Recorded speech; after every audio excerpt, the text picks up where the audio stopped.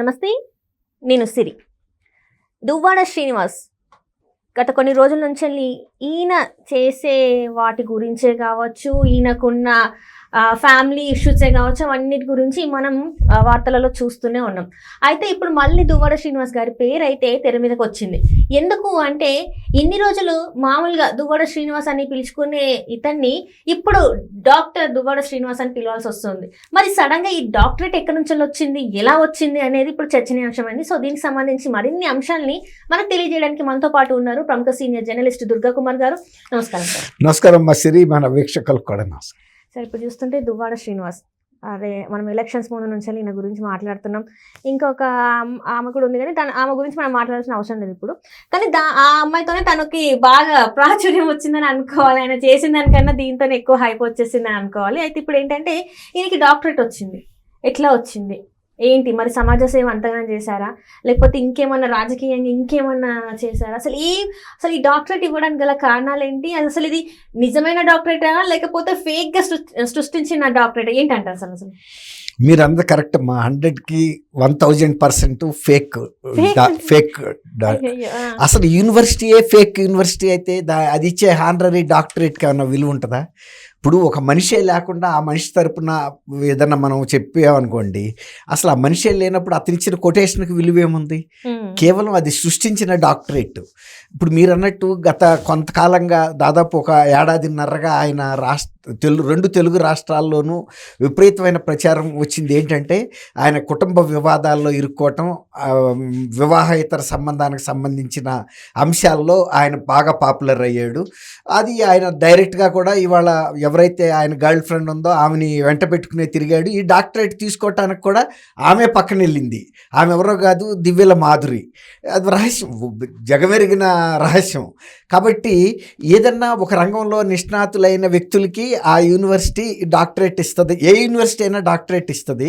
వాళ్ళు ఒక సామాజిక రంగంలోనో, లేకపోతే ఒక వైద్య రంగంలోనో, లేకపోతే ఆధ్యాత్మిక రంగంలోనో, లేకపోతే సామాజిక సేవలోనో చేయాలి, సంస్కరణల్లోనో, ఏదో ఒక రంగం. కానీ ఈయన ఏ రంగంలో చేశాడు? ప్రజాసేవలో ఉన్నాడా? ఈయన పాపులర్ అయ్యిందంతా కూడా ఆ కుటుంబ వివాదానికి సంబంధించి, అసలు భార్య ఈ గర్ల్ ఫ్రెండ్ మధ్యలో జరుగుతున్న వివాదం, ఇద్దరు పెళ్ళిడికి వచ్చిన కూతుర్లతో వివాదం పెట్టుకుని ఇంటికి తాళాలు వేయటం, కొట్లాటలు జరగటం, రోడ్డు మీద రచ్చరచ్చటవటం, వాళ్ళు కేసులు పెట్టుకోవటం, ఇదే కదా మొత్తం జరిగింది. ఈయన సామాజిక సేవ ఎక్కడ చేశాడు, ఏం చేశాడు? అయితే ఏంటంటే ఈయన డే స్ప్రింగ్ ఇంటర్నేషనల్ యూనివర్సిటీ అని ఒక భౌతికంగా ఉనికిలో లేని యూనివర్సిటీ. అది ఒక క్రిస్టియన్ మతానికి సంబంధించిన మత ప్రచారానికి సంబంధించిన సంస్థ. అది కూడా కేవలం డిజిటల్గానే ప్రచారం చేస్తారు తప్ప భౌతికంగా వాళ్ళకు ఒక భవనాలు కానీ, ఒక స్థలం కానీ, ఒక నిర్దిష్ట ప్రదేశం కానీ లేదు, ఉనికే లేదు. వాళ్ళు అలాంటి యూనివర్సిటీ ఎవరైనా పెట్టుకోవచ్చు. అలాంటి పేరు మీరు కూడా పెట్టుకోవచ్చు. మీరు సొంత యూనివర్సిటీ డిజిటల్ రూపంలో పెట్టుకుంటే ఎవరికేమో అభ్యంతరం. వాటికి భారత యూనివర్సిటీ గ్రాంట్స్ కమిషన్ గుర్తింపు ఉండదు.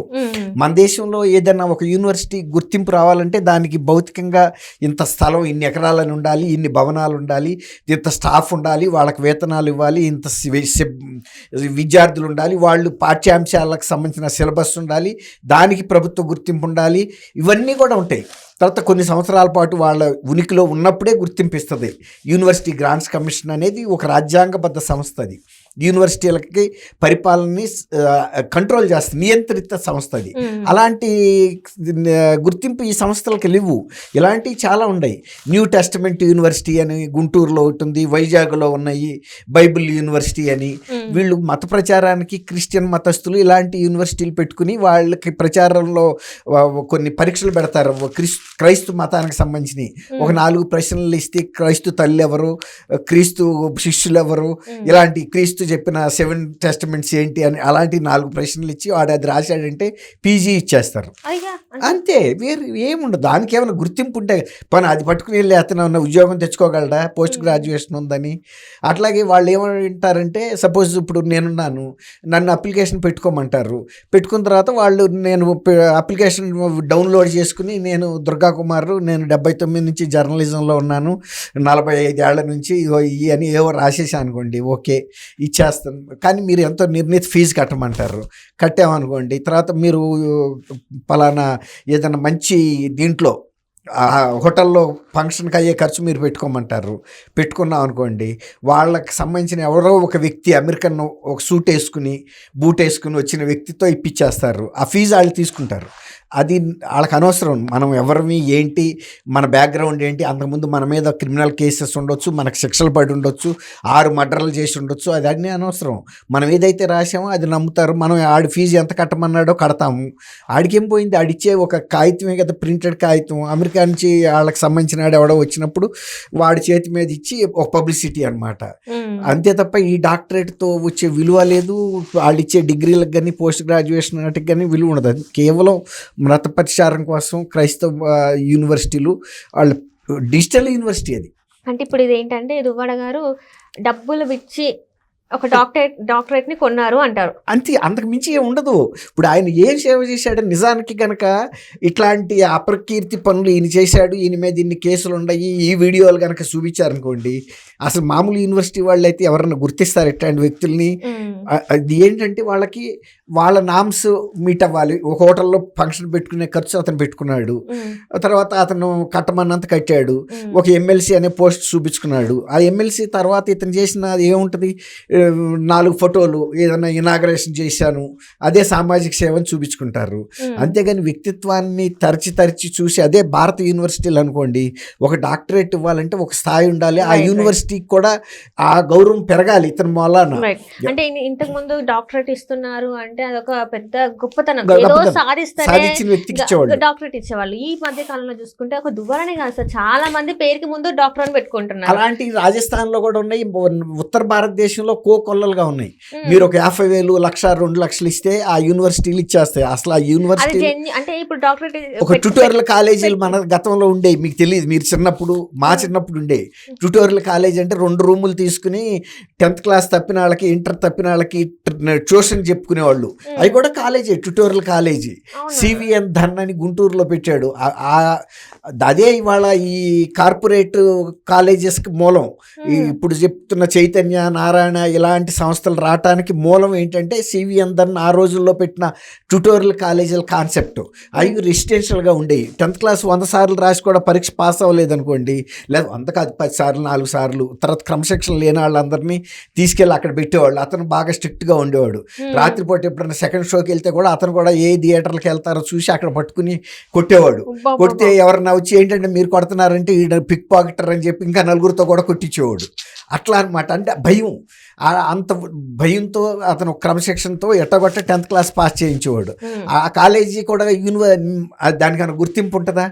సేమ్ ఇవి కూడా అంతే. ఇవి డిజిటల్ కాలేజెస్, యూనివర్సిటీస్, వాటికి గుర్తింపు, భౌతికమైన ఒక ఇది కూడా లేదు, ఉనికి కూడా లేదు. ఇలాంటి ఇది ఇతని పేరు మీద ఏం చేశారంటే ట్రంప్కి సలహాదారు ఒక వ్యక్తిని తీసుకొచ్చి మార్క్ బాన్ అనే వ్యక్తి ద్వారా ఇప్పించారు దీనికి. అసలు అతను సలహాదారుడు కూడా కాదు. 2016 ఎన్నికలప్పుడు ఇతన్ని ఒక మీటింగ్లో ట్రంప్ని ఇతను ఇంట్రడ్యూస్ చేశాడు ఆ సభకు, అంతే. ఇతను ఒక పాస్టరు, అంతేగాని ట్రంప్ సలహాదారు కూడా కాదు. ఇక్కడ ఎవరు అవన్నీ వెరిఫై చేసే శక్తి ఉంది, అవసరం ఉంది. ఎవడో ఇచ్చాడు, ఎవరికన్నా నష్టమా? దువ్వాడ శ్రీనివాస్కి డాక్టరేట్ ఇస్తే ఎవరికన్నా నష్టమా? ఆయన పెట్టుకుంటే పెట్టుకొని ఉండే డాక్టరేట్ అని. కానీ అతను వ్యక్తిత్వం ఏం పెరగదు కదా. డాక్టరేట్ 10 డాక్టరేట్లు పెట్టుకోండి, డిఆర్ అని 10 మంది పెట్టినా కూడా దువ్వాడ శ్రీనివాసే అంటారు తప్ప డాక్టర్ దువ్వాడ అంటారు కదా. తర్వాత అతను చేసిన పనులన్నిటికీ పసిబిడ్డలకు కూడా తెలుసు ఇక్కడ. తర్వాత అసలు ఎక్రిడేషన్ లేదు, ఏమీ లేదు. ఇలాంటి సంస్థలు చాలా ఉంటున్నాయి. వాటి నుంచి తీసుకునే వ్యక్తులకి కూడా ఏం దాంతో వచ్చే అదనపు ప్రయోజనం లేదు, ఇచ్చిన వాడికి వచ్చిన నష్టం కూడా లేదు. వాడికి ఇంత అంత ఫీజు వచ్చింది. Thank you so much. Thank you Shri. మన వీక్షకులకు కూడా నమస్కారం.